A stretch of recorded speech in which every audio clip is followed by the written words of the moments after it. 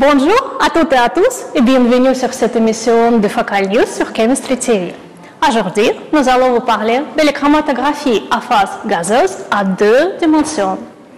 Tout de suite, nous retrouvons notre envoyé spécial Armel, en direct du laboratoire de chimie. Armel? Merci beaucoup Anna, je suis actuellement en face du laboratoire où se situe cette fameuse chromatographie en 2 dimensions. Suivez-moi. Donc je suis en direct avec Emeric, qui est l'inventeur de la GC2D. Donc, bonjour Emeric. Bonjour Armel. Est-ce que vous pouvez nous parler un peu plus en détail de cette chromatographie en phase gazeuse 2 dimensions, s'il vous plaît? Oui, bien sûr. Alors contrairement à une GC classique, on va avoir 2 colonnes différentes.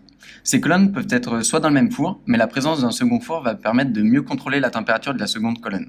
Il y a un modulateur cryogénique qui va permettre de séquencer l'échantillon à la sortie de la première colonne avant de l'envoyer dans la seconde.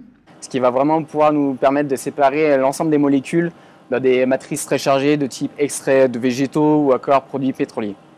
Très bien, et quelle est la réelle différence entre ces 2 colonnes? Alors il y en a 2. Tout d'abord la polarité de la phase stationnaire. En général on va utiliser 2 colonnes avec des phases stationnaires différentes, donc apolaires ou polaires.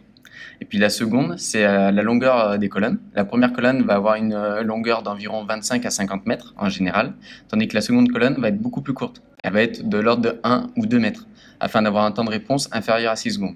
Très bien, et est-ce qu'il existe plusieurs types de chromatographie en 2 dimensions? Oui, alors à l'heure d'aujourd'hui, il y a 2 types de chromatographie 2 dimensions. Donc la dite intégrale, donc là l'ensemble de l'échantillon va passer sur les 2 colonnes, et la dite hard cutting, donc là il y a simplement une partie ou plusieurs parties de l'échantillon qui vont passer sur la 2e colonne. Ce qui se passe vraiment à partir du moment où seulement une partie de l'échantillon passe sur la 2e colonne. En fait, il va y avoir la présence d'un switch à la sortie de la première colonne qui va permettre d'envoyer une partie de l'échantillon dans la 2e colonne et l'autre partie vers un nouveau détecteur.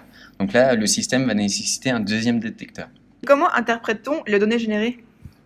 Alors en fait, le signal qu'on va obtenir, il va d'abord être modulé puis transformé en fonction du temps de rétention sur les 2 colonnes, ce qui va nous donner un chromatogramme en 3 dimensions. Donc avec ce type de traitement, il y a les différentes familles chimiques qui vont être regroupées dans certaines régions du chromatogramme. Merci Armel. Merci beaucoup d'avoir suivi notre émission sur Chemistry TV. Je vous souhaite une très belle journée et à bientôt.